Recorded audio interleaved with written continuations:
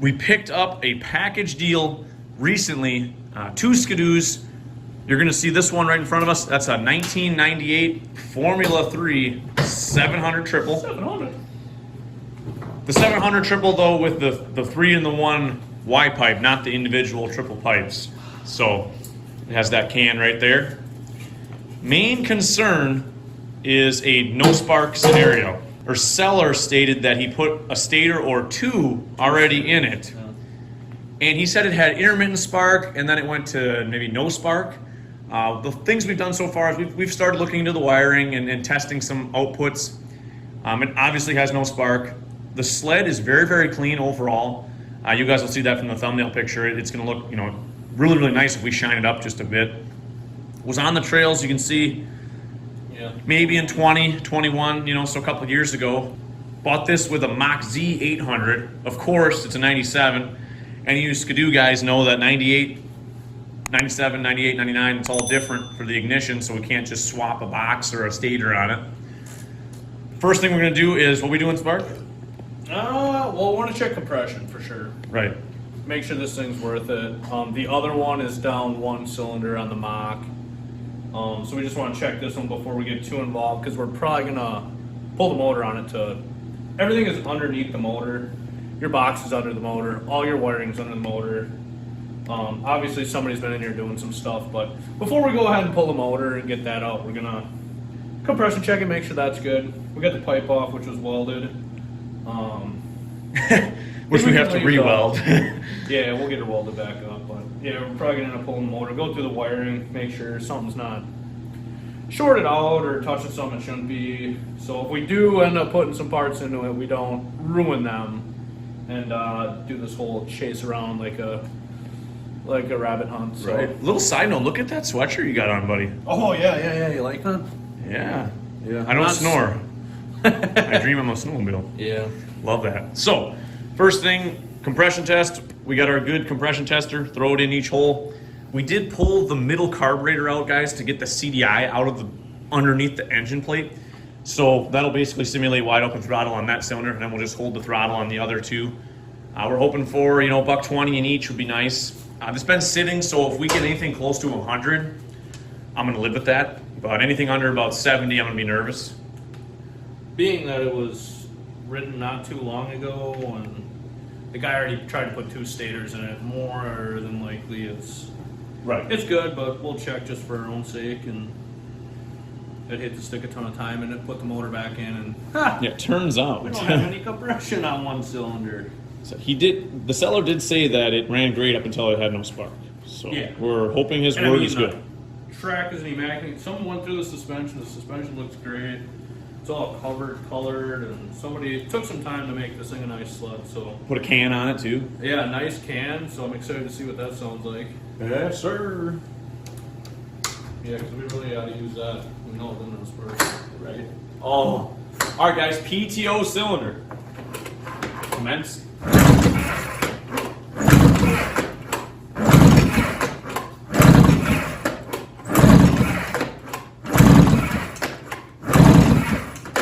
About $1.15.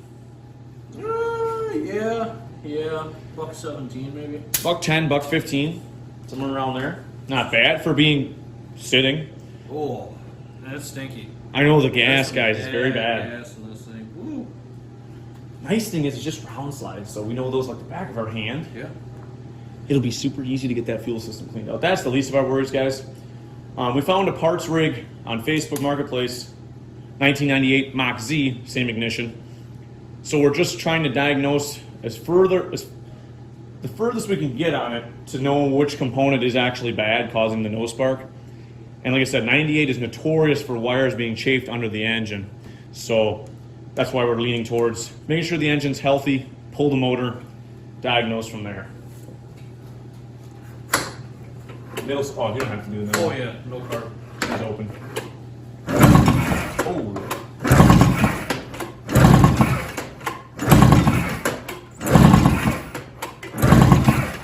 That one's same, 115. Yeah. Looks good. That was like 70 first pull. 2 out of 3, guys. We're looking good. Let's hope for 3. Who wants to make a bet on the third? Dude, I'm trying to breathe here and just out of wind from yanking the old rope. This one you have to pull the throttle. Oh yeah. When you're doing these compression tests, guys, try to get a decent quality gauge. Never go for that Harbor Freight gauge unless you're trying to get a snowmobile for cheap, because it's always going to read low. So that's the only thing they're good for. So this one I believe is off a tool truck, I think. Yeah, this thing's a Lang tools. Lang. I would say anything OTC, Lang, quality like that. Snap-on. Mach makes a really good one. I don't think it's exactly Mach brand, but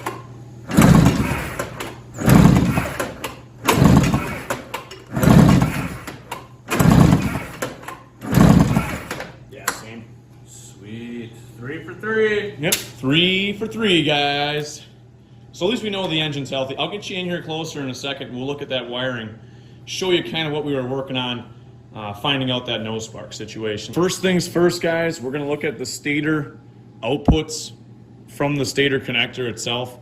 Like we stated previously, this previous owner had put in a stator, really cheap one, and then I think he said he put in a little bit more expensive one. I don't know if it was an RM stator or if it was another Chinese one. You can tell he had obviously put connectors and heat shrink here. We cut all the heat shrink back so we could disconnect the spades.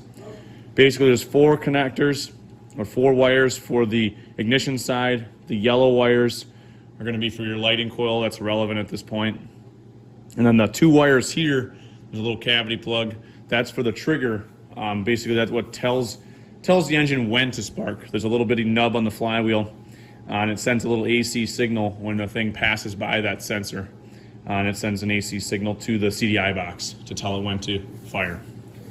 So there's ohms or resistance specs for the trigger and the high speed and low speed coil of the stator. So we're going to check that, and also the AC voltage outputs of the stator here at the connectors and at the connectors going into the CDI box to make sure we don't have discrepancies in the harness underneath the engine, which is prone to problems on this particular model.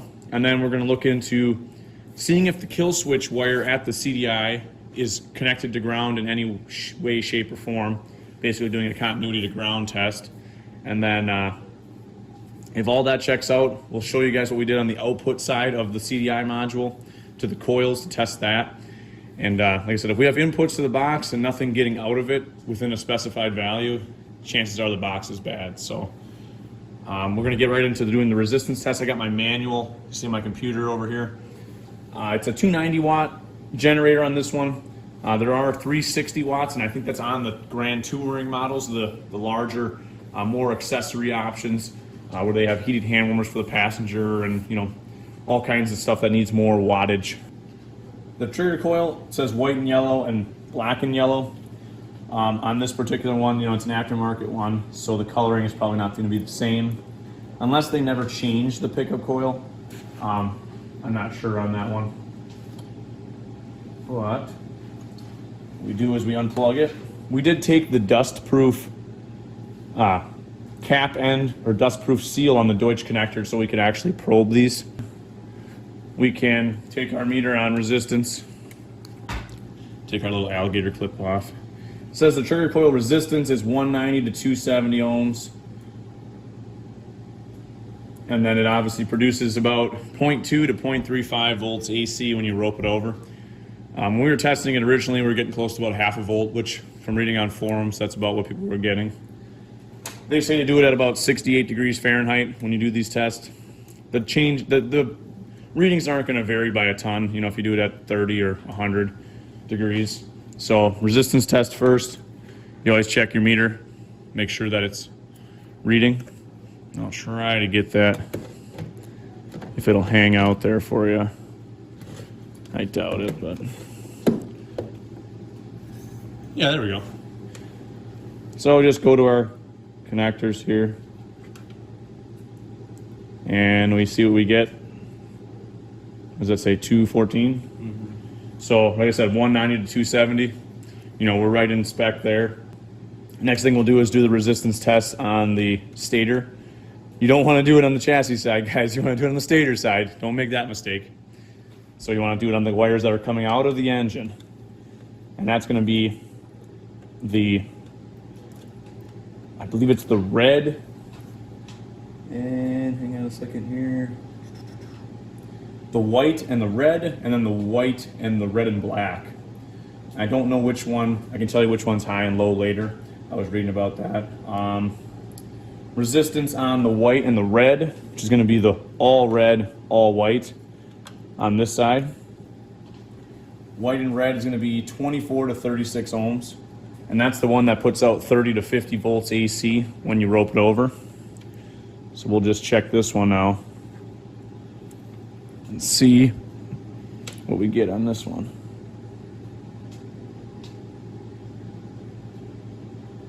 About 25.8, which is right in spec, 24 to 36 ohms, so that's good. The other one is the white and the black and red, which is going to be these two here. And that's going to be 3 to 6 ohms. I assume that would be the low speed winding if it had lower resistance, but don't quote me on that. It shows it in the manual. I can get that information later. One thing we noticed, there is a rub spot, but it's not rubbery like the connection's pinched here. It's just kind of like, I don't know if they accidentally cut it with a cutters or something and just peeled the coating back. So this one here, 4 ohms, 3 to 6 is spec, so that's good. So that's what you can do on the stator side for resistance tests. And resistance test is only so good though. You can have stators that test perfectly fine resistance-wise, but they don't have any output. So that's why we're going to try the voltage spec, the AC output test.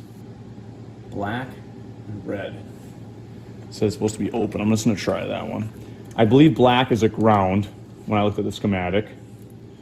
So I'm assuming it wants it not to be grounded because that would make sense if the coil was shorted to ground on, I believe is what this test is doing.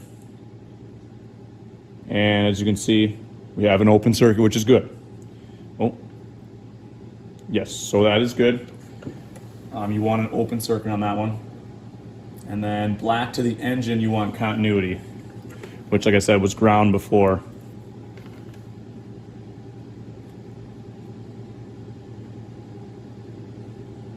So I think if I got the corrosion off of this, it might.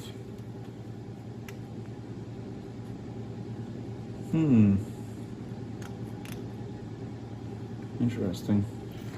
So it says, yeah, the term engine refers to the engine metal parts connected to the magneto housing. So that would be, I would assume, the flywheel housing and all that.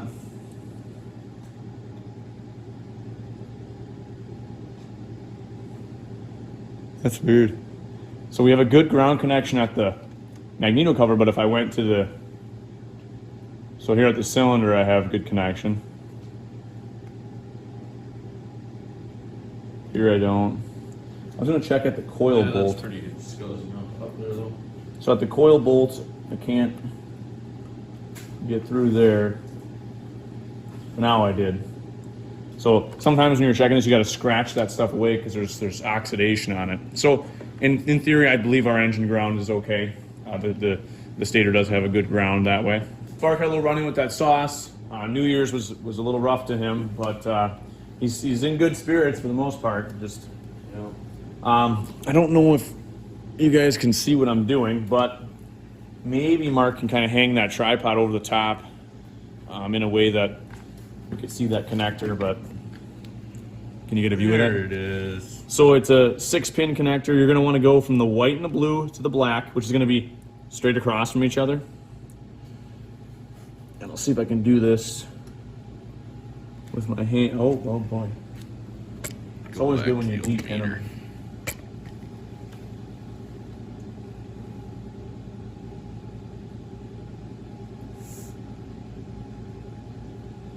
So we're good there. Yep. I'll do another one just to be safe. You want close to 0 ohms on this one. We're good there. Might as well do all 3 of them while we're here. And the same result. So, primary resistance, if that was open, you got a bad coil, for sure. Really? What happens when you fry a coil, it's going to be open. Next thing we can do is secondary resistance, which is going to be in the spark plug cap to the ground area. I believe it'll connect.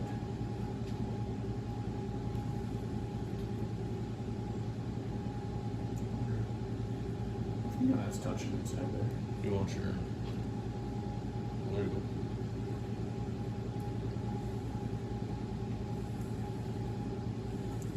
Funny though, the ground for these coils is scuzzy. Yeah, it's dirty. It doesn't. That's what we were a little worried about, guys. Is we were trying to condemn the box, but you want to touch that to the ground somewhere? So I'm going inside the cap, and we're going to want to be like 12 to 14,000 or 12 to 14K ohms. That's with cap on. There is a spec with cap off. So Mark's just trying to find the ground and seeing if nothing.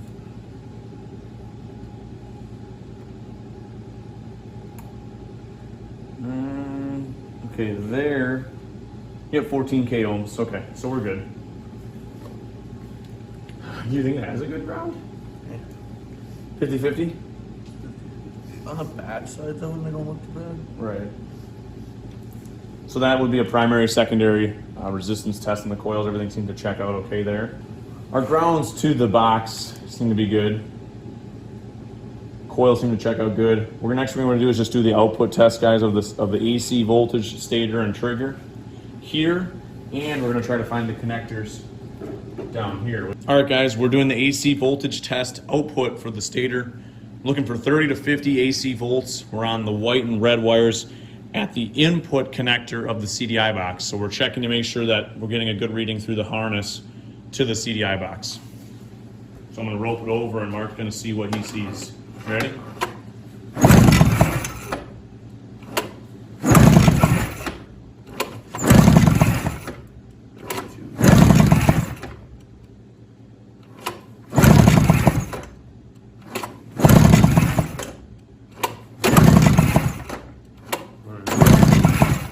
mean, were you getting above 30 a couple times? 28, 33, 32. So the average would be about 30. So 30 to 50, we're a little bit on the low side. You know, aftermarket stator might be a little on the low side for that. Now we got to go white to red and black down there. Mark's over here. Dude, look at how thrilled he is. Oh, yeah. Oh, goody. Here's the flashlight. This thing stinks, though. Like, Yeah, it smells like it's making me definitely not in good spirits there. No. Okay, we're looking for 4 to 10 volts, guys. Let's see what we get. Ready, Mark? Yep. Forward. Forward. 9. 5. 9. 10. So I'd say that one's good. Yeah. Now you can put that. So that would tell us at least our inputs From there to there. are relatively good. We need to find the 2-pin trigger connector now and see if we have our AC signal for the trigger. Blue and yellow and yellow. It's just the 2-pin. It's I'm thinking it's blue and white, blue and yellow and white. That's the CDI box in all its glory. You can tell the difference between a 290 and a 360 watt because the 290 watt's more rectangular, not square. And there's 5 plugs on this one, correct? Yeah. And there's 6 plugs on a 360 watt. So I'm gonna get a close up for you guys to see. This is what the CDI module, or I forget what they call it, MPEM or something like that. It's got a goofy name for it, but it's a CDI module. Here's your inputs from the stator, trigger signal from the stator, outputs to the coils, kill circuit and the theft light, and I'm not sure what this one is quite yet. I don't remember what this one was. But everything else looks in good shape. So we're looking for, you know, between a 1/4 volt and a 1/2 volt AC for the trigger AC voltage signal. So going down there on the harness side, just making sure he'll let me know when he's got a good hold on her. And then I'll try not to trip over the exhaust. Alright. You ready? All right, guys.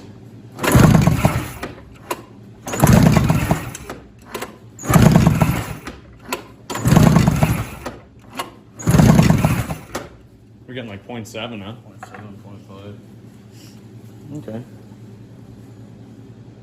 So it's pretty much there. I mean, it's getting a signal.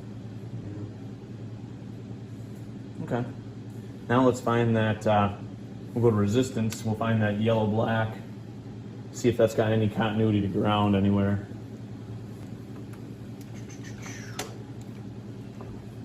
So we're going to check that kill switch wire on the harness to see if it has any chance of, with the key switches and everything, all the switches are on. We want to make sure that's open, not that we have a short underneath there touching ground, killing the spark. But we have that voltage signal, so we're pretty certain that that's not.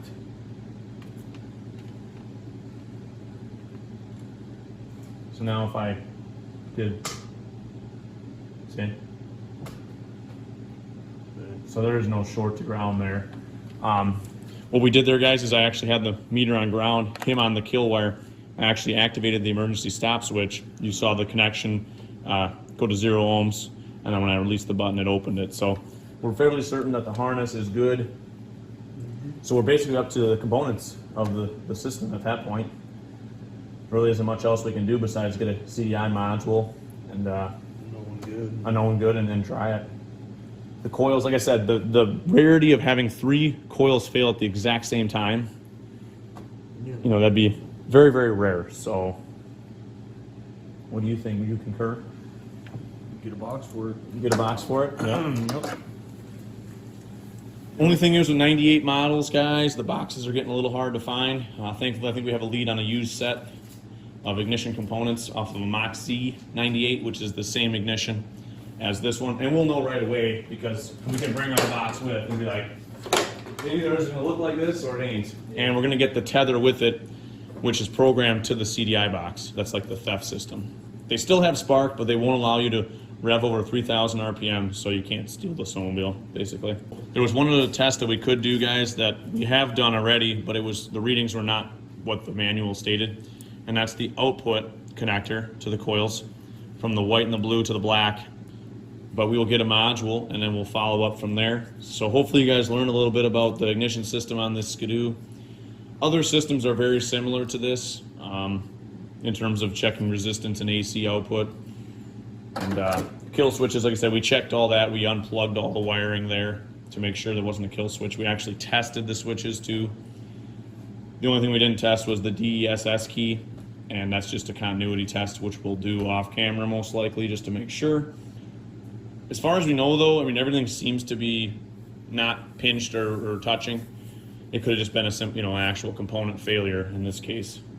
But that is what happens when you buy something with no spark. You got to go through and diagnose and check everything out.